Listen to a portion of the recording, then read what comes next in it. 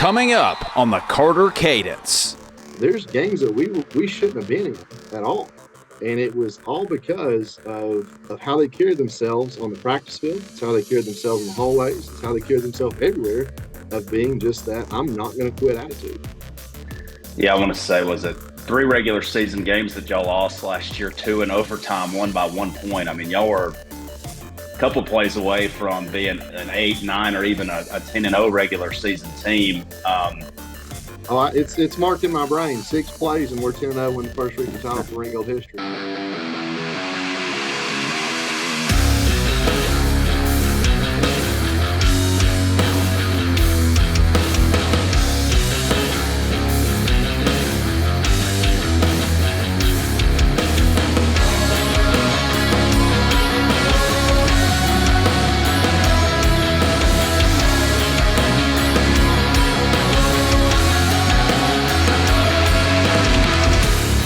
Welcome back into the Carter Cadence, now joined by Ringgold head football coach Austin Crisp. Coach Crisp, thank you for joining us on the Carter Cadence. Thank you very much for having me.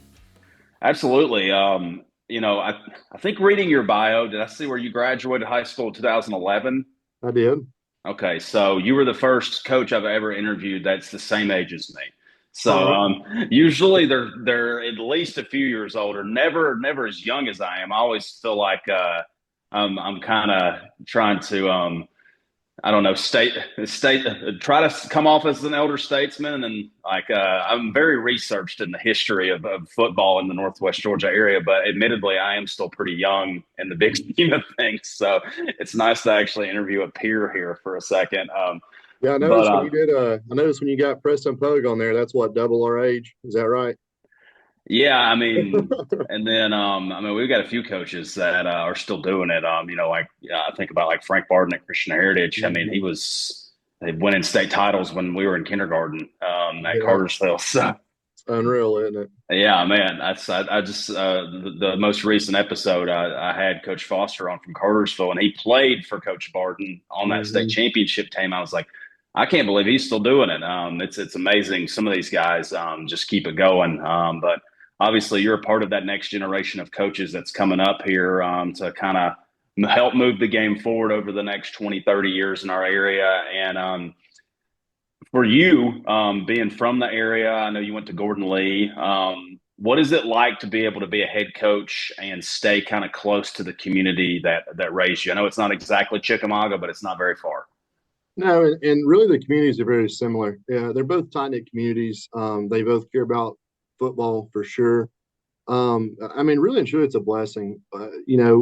My goal, I told Robert Akins in 2018, I want to be a head football coach. And I told him at the time, I said, I want to be one of the youngest head football coaches in the state of Georgia. And he helped kind of develop me to that. So it really is a blessing to be able to do that and stay in, still the same community, at least in the Northwest Georgia area. Yeah. So, looking at the program, you just mentioned that you came along in 2018. Let's start back towards the beginning of your tenure. Robert Akins had a really good tenure at Ringgold, but there were some peaks and valleys at points there. Your second year there, they go 0-10, kind of out of nowhere, I might add. I don't think that was an expectation. I think talking with the AD that y'all have there at Ringgold, a lot of injuries, a lot of perfect storm for a bad season that year. But I was so impressed with how things turned around. You go from 0-10 in 2019 to 10-2 just 2 years later. I was so impressed with that turnaround, and to be able to build that back the right way. And it's still something that is sustained. I mean, you've been able to carry that now into your head coaching tenure. I've made the playoffs 4 straight years. Kind of what was the process of getting it right there? To me, the biggest thing that year was in 2019, when you look at it, injuries, it was a plethora. I mean, we lost 7 starters in the first game playing Dalton when Jameer Gibbs was there.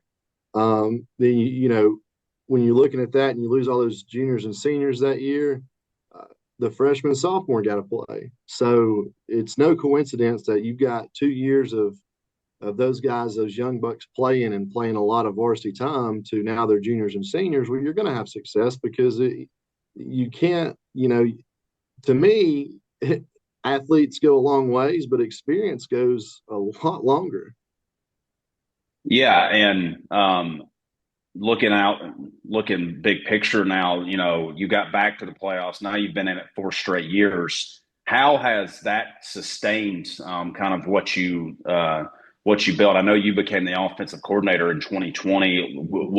What has been able to be sustained from getting it back to a good spot? And obviously, as Coach Akins retired, you've been able to kind of continue some of the successful things that he did. I think it starts with work ethic. We as a coaching staff, we work our tails off, and we expect our kids to do the same thing. So I always believe that your team kind of takes your personality. I want my personality to be I'm hard nosed. I want to be a hard worker because I wasn't the most athletic guy on the field. I had to work for everything I had, so I coached that way. And I want the guys to kind of carry that momentum and carry that mentality even while they're playing. When you look at from 2020 to now, I mean, that's what we have. We've had a bunch of blue collar, gritty kids who just don't know how to lose. And really, I want to focus on part of this question from last year. When you look at the guys we had, Zach Strawbridge, Nate Owenby, Jim Clark, Garrett Edgar, Keyshawn Taylor, take away Bryce Hart, we've got a bunch of 5'10", 5'11" kids that are pretty good. They're not overly athletic. They had the belief, confidence, and mentality that they're just not going to lose. There's games that we shouldn't have been in at all. And it was all because of how they carried themselves on the practice field. It's how they carried themselves in the hallways. It's how they carried themselves everywhere, of being just that I'm not going to quit attitude. Yeah, I want to say, was it 3 regular season games that y'all lost last year, 2 in overtime, 1 by 1 point? I mean, y'all were a couple plays away from being an 8, 9, or even a 10-0 regular season team. It's marked in my brain. 6 plays and we're 10-0 when the first region title for Ringgold history. So it's tattooed in my brain. It'll always be there. I'm sure it will be, but I'm also sure as a coach, those are motivators in the off season.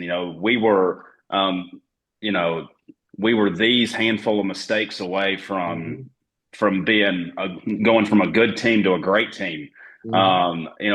What does that look like in the off season now, using that as a motivational tool? Well, we were off, I guess, from Thanksgiving until Christmas. And after that, starting in January, we go 3 days a week in the mornings at 7 a.m. We lift early on. We lift 3 days a week. And then we start doing our SID speed work in early March, still going 3 days a week in the morning. And man, we haven't had probably less than 50 kids in the weight room at any given point. So even our kids who were in other sports, I've got soccer players who are playing for a region or playing for the Sweet 16. No, not Sweet 16. I guess this Sweet 16 today. They were quarterback school this morning. They were in the weight room Thursday morning. I mean, so our kids just have a work mentality, and that's what I like about it. Speaking of your senior class, you just named several other guys that are departing. It was a fairly large senior class. I think I remember looking through your roster when I called the game against y'all during the season this year. I want to say it was 24, 25, 26 seniors, something like that. Really large class. And obviously, y'all won a first-round playoff game. We're a really good football team this past year. Considering what you do have coming back this year, what excites you about this 2025 group? We have a very similar mentality. I know we can only we're comparing varsity and JV, so you're comparing apples to oranges, but you can at least compare the mentalities of the kids. So the mentality of the younger kids that we had playing JV ball, they have similar mentalities. Take away one game, they roll out there against a really good Cleveland team and say, we're not losing. To me, that's the coolest part of a program and helping build a program and continuing a program is identifying our culture, who our culture is, and identifying a mentality and who our mentality is. Take away all the players that we had that we are graduating. we're not graduating our work ethic, we're not graduating our mentality, and we're not graduating that aspect of the game. Yeah, the culture has got to be what remains, because players come and go over the years, but I think that has been something, even in quote unquote down years, you still been able to make the playoffs 4 consecutive years here. I think that's always a huge question and something super interesting to me. I've asked a few coaches, Preston Pogue a few weeks back, I asked that of him. He's going into his 10th year, and even a bad year to him looks like 6-4, but we still make the playoffs. A bad year maybe at some other programs may look like a 2-win season. Ringgold has started to kind of take that next step to be able to have a quote unquote bad year still look like we have a winning season and we're still at least trying to make the playoffs every year. When you think about that, what does that look like? Being able to avoid those years where we're just having a really bad, terrible year where we barely win a few games. Well, I mean, our standard is, win a region title. We have a couple team goals, win a region title, and it might be far-fetched for people in North Georgia to believe, but our second goal is win a state championship. I mean, that's what we believe, and that's what we're pushing towards. So we're going to live and by those standards. And to me, you're right. There's a lot of programs around that say, 2-8 is a down year. Not making the playoffs is a down year for us, but also I don't really care what anybody says. We had opportunities to be 10-0. Last year was a down year in my definition. My first year we were 6-5. That was a down year. We had a plague of injuries, very similar to 2019, and I was having 2019 flashbacks of my first year as head coach. But I mean, to me that's a down year when you're in close ball games like we were this year, and you lose them. That shouldn't happen. And that's just my mentality, and that's the coach's mentality too. We're striving for excellence. We're not striving to get in the playoffs. We're striving to make a run in the playoffs. I'm sitting here talking about kind of the steps that Ringgold has taken to become a program, a playoff caliber program. I think back to when I was a kid growing up in the area. Ringgold was what I would call a decent program. They might make the playoffs once every 3 or 4 years. They may string together a really good class and make it back-to-back years. I want to say in the early 2000s, they had back-to-back 8-win seasons at one point. Robert Akins comes along in the late 2000s, winds up having some moderate success at the beginning of his tenure, eventually got him to a state semifinal, furthest Ringgold's ever advanced in the state playoffs. But really by the end of his tenure, built it into what it is now. And what keeps coming up in my head as a kid who grew up in what I'll call extreme Northwest Georgia, of where you and I are from. I'm from Dalton. You're in Ringgold now. You grew up in Chickamauga. The proximity to Chattanooga and the growth of Chattanooga. I feel like it has changed the landscape of high school football in extreme Northwest Georgia, where you may have used to only have Dalton as the juggernaut, and maybe you'd have a couple of good teams here and there. I feel like over the last 20 years, there's been a lot of really good high school football that's influxed the area. That is, I think, a direct correlation to the growth of Chattanooga. What are your thoughts on that? I would agree with that. I mean, anytime you have a large booming population into a given area like Chattanooga, there's only so many places they can go. Like a lot of Catoosa County folks, they live in Catoosa County, but where do they work? Hamilton County, Chattanooga area. So a lot of those folks don't want to live in Chattanooga. They don't want that. They don't want that city type feel of living, but they want to work in a city. So Catoosa County, Walker County, Whitfield County, this is really a perfect scenario if it grows a little bit more, because the people who are wanting to have that small town feel, but still have a really good probability of having a high salary by working in Chattanooga, those folks are going to move to these 3 counties. I think that is a really good point you made, and I think it's a direct correlation of the booming part of Northwest Georgia, because I'm with you. When you rewind your years 10, 15 years, there was 2 or 3 established programs. Ridgeland was one of them, Hamilton County line. Dalton, like you just said, and Ringgold was getting to that point, and then Coach Akins, like you said, brought it along.